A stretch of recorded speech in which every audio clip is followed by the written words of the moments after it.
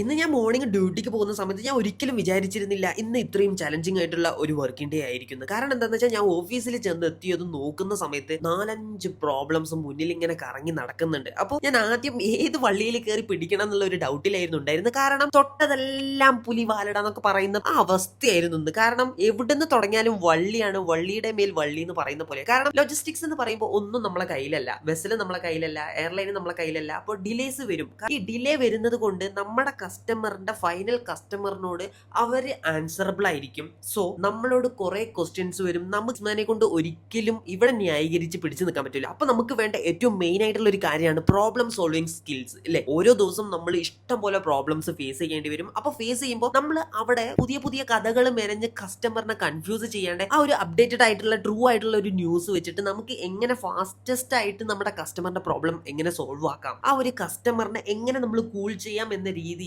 വ്യക്തമായിട്ടൊരു കസ്റ്റമറിനെ handle ചെയ്ത് പഠിച്ചൊരു problem solving skill നേടിയെടുക്കുക എന്നത് സെയിൽസിൽ വളരെ ഇമ്പോർട്ടന്റ് ആയിട്ടുള്ള ഒരു കാര്യമാണ്. ഞാനും അതിനെക്കുറിച്ച് പഠിക്കാൻ വേണ്ടി ശ്രമിക്കുകയാണ്. എങ്ങനെ നമുക്ക് പ്രോബ്ലം സോൾവിങ് സ്കിൽസ് ഇംപ്രൂവ് ചെയ്യാം, നമുക്ക് ഒരു ബെറ്റർ ആയിട്ടുള്ള നോളജ് ആണോ വേണ്ടത്, അല്ലെങ്കിൽ എന്താണ് ഇതിന് വേണ്ടത് എന്നുള്ളതിനെ കുറിച്ച് ഞാനും പഠിക്കാൻ വേണ്ടി ശ്രമിക്കുകയാണ്.